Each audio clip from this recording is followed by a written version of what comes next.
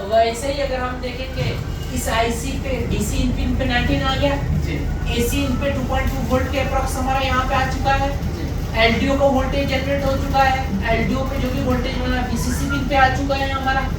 इसका अगर रिक्वायरमेंट पूरा है तो आईसी रेफरेंस का वोल्टेज प्रोड्यूस कर देता है यहाँ पे 5, ये हमारा 5वां रिक्वायरमेंट हो गया।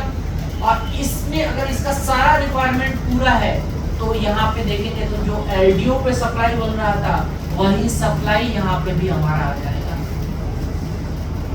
ये वोल्टेज डिवाइडर के थ्रू यही वोल्टेज आपका किस में चला जाएगा, एसीओ के पिन पे। कितना वोल्टेज है बन रहा है यहाँ पे बताइए जल्दी से कैलकुलेट करके। 1.6 एलडीओ कितना लिया है आपने? 3.3 सर। 3.3 वोल्ट बन रहा है हमारे यहाँ वोल्टेज डिवाइडर के थ्रू। तो आपका ये एलडीओ के थ्रू एसीओ के पास पे कितना आ रहा है आपका 3.3 वोल्टेज आ रहा है। तो अगर आईसी का रिक्वायरमेंट पूरा है तो 3.3 वोल्ट इस 13 नंबर पिन पे बनेगा तो आईसी क्या करेगा, बनने देगा। अगर इसमें से एक भी रिक्वायरमेंट मिसिंग होगी तो आईसी क्या करेगा, इस पिन को ग्राउंड कर देगा हमारा, जिससे आईओ को इंफॉर्मेशन नहीं जाएगी हमारी। ठीक है, अब हमारा अगर सारा रिक्वायरमेंट पूरा है तो 3.3 वोल्टेज इस एसीओ के पिन पे भी बना।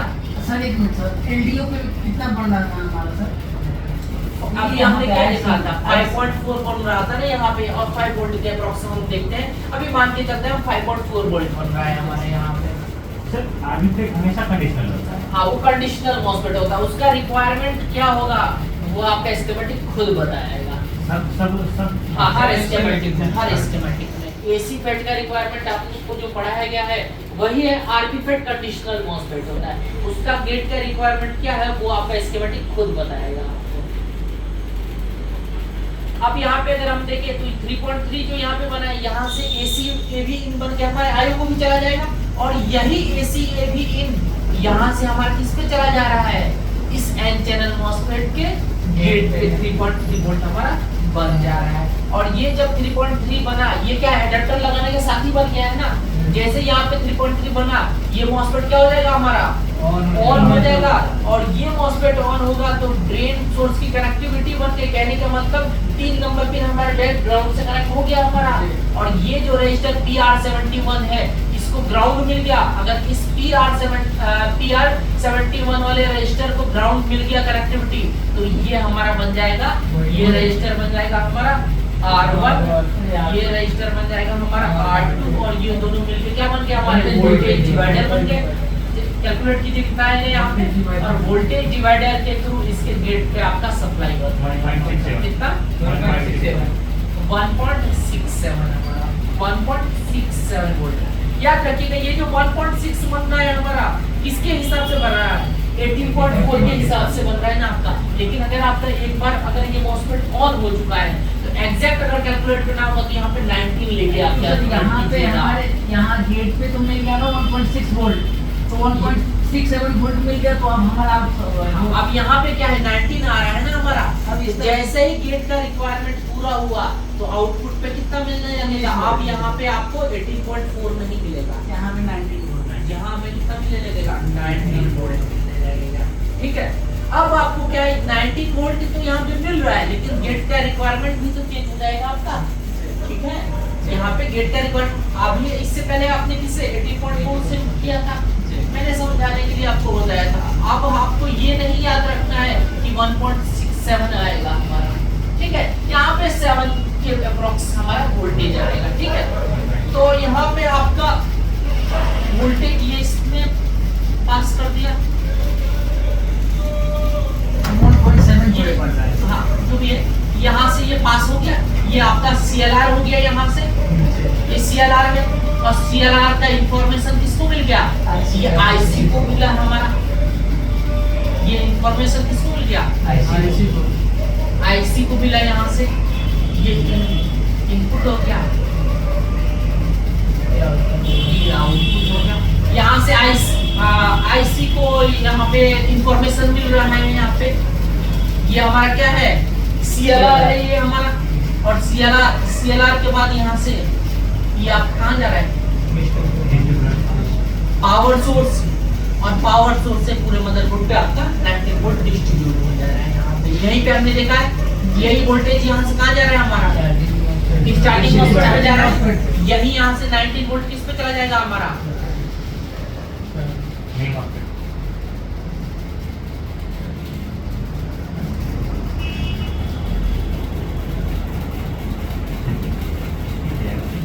यही जो 19 वोल्ट है यहाँ से आपको, ये आपको मेन मॉस्फेट के ड्रेन पे आ गया चार्जिंग सेक्शन के, ठीक है।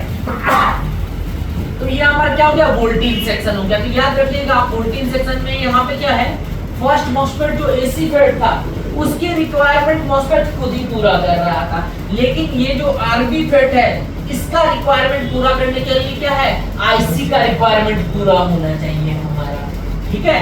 फर्स्ट मॉस्फेट का जो आउटपुट है वो क्या था, डीसी ने एसएस के नाम से था, तो वही डीसी ने एसएस यहाँ से आ रहा है आरबी फेड के ड्रेन पे।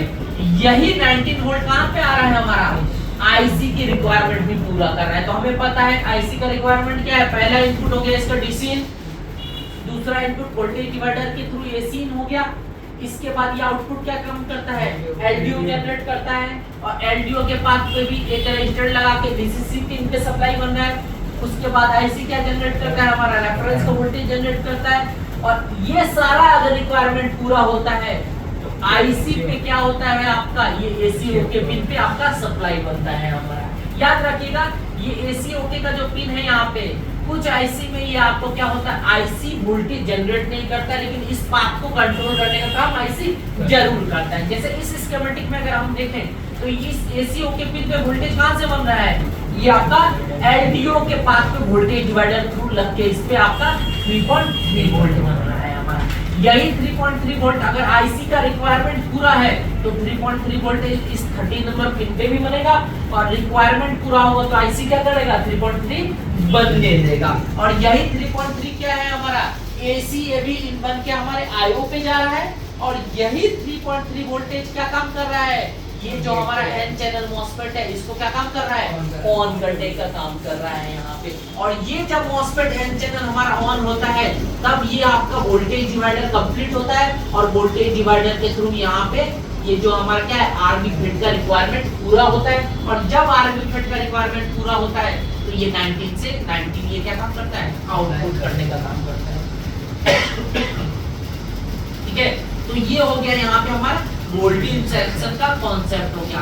यहाँ पे क्या है, जो वोल्टेज सेक्शन में दोनों मॉस्फेट है, ये कौन से चैनल है हमारे, दोनों पी चैनल मॉस्फेट है। तो मैंने आपको बताया था वोल्टेज सेक्शन में आपको पी चैनल मॉस्फेट मिल सकते हैं।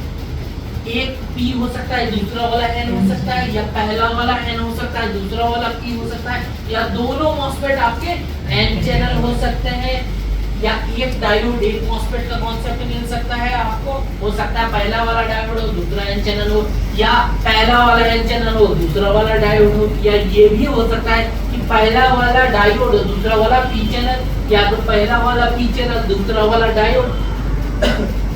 और इसमें और एक कॉन्सेप्ट मिलता है कि आपका जो मॉस्फेट है वो डुअल मॉस्फेट मिल सकता है। लेकिन यहाँ पे जो डुअल मॉस्फेट होगा वो आपका क्या काम करेगा, एज ए स्विच वर्क करेगा। यहाँ पे कोई भी मॉस्फेट लगे होंगे ये क्या काम करेंगे, एज ए स्विच का काम करेंगे। तो आपको पता है वोल्टेज सेक्शन में एक मॉस्फेट आपका एसी फेड होता है, और एक मॉस्फेट क्या होता है हमारा, आरबी फेड होता है। एसी फेड का कंडीशन हमने पढ़ा हुआ है, और आरबी फेड जो मॉस्फेट होता है वो हमारा क्या होता है, कंडीशनल मॉस्फेट होते हैं हमारे। तो आरबी फेड का रिक्वायरमेंट आपका गेट पे कितना आना चाहिए ये आपका स्कीमेटिक खुद बताएगा आपको, ठीक है। तो यहाँ पे देखिए आरबी फेड का रिक्वायरमेंट तभी पूरा होगा जब ये एन चैनल मॉस्फेट क्या होगा हमारा, ऑन होगा। और ये एन चैनल मॉस्फेट कब ऑन होगा, जब इस ये आईसी में एसीओके का रिक्वायरमेंट पूरा होगा, ठीक है। और एसीओके का रिक्वायरमेंट पूरा होगा तो ये मॉस्फेट क्या हो जाएगा हमारा, ऑन हो जाएगा। और ये पता है मॉस्फेट क्या काम कर रहा है, एज ए स्विच वर्क कर रहा है हमारा। तो यहाँ पे इसका सोर्स किससे है, ग्राउंड से कनेक्टेड है। तो अगर ये मॉस्फेट ऑन हो गया तो ड्रेन भी ग्राउंड से कनेक्टेड हो गया ना, और ड्रेन अगर ग्राउंड से कनेक्टेड हो गया तो ये R2 बन गया हमारा, ये रजिस्टर क्या हो गया हमारा, R2 बन गया, जो PR71 है, PR73 है, ये बन गया R1, तो ये बन गया R1, ये बन गया R2। और आपको पता है कि वोल्टेज डिवाइडर में क्या होता है, R1 R2 के बीच से आपका सप्लाई मिलता है। तो यहाँ पे R1 R2 के बीच से सप्लाई किसमें मिल रहा है, इस पी चैनल मॉस्फेट की गेट पे आपका सप्लाई मिल रहा है आपका। और जब इसका रिक्वायरमेंट पूरा हो जाएगा तो ये 19 से 19 पास कर देगा हमें। और हमें पता है वोल्टेज सेक्शन में क्या होता है हमारा 19 वोल्ट की आपके CLR पे जाता है हमारा, ठीक है। तो ये हमारा कॉन्सेप्ट हो गया वोल्टेज सेक्शन का, जब दोनों मॉस्फेट क्या है हमारे पी चैनल है। हमने पढ़ा था ना आपको कि दोनों मॉस्फेट हमारे पी चैनल हो सकते हैं, एक एन भी हो सकता है या एन भी हो सकता है, बाकी और पॉसिबिलिटी भी हमने देखी है। तो ये फर्स्ट टाइप की पॉसिबिलिटी हम देख रहे हैं वोल्टेज सेक्शन में, जिसमें क्या है हमारा दोनों मॉस्फेट क्या है हमारे पी चैनल और पी चैनल है। और ये आईसी की रिक्वायरमेंट मैंने बता दी थी, ये कौन सी आईसी लगी हुई है इसमें, मैक्स सीरीज की आईसी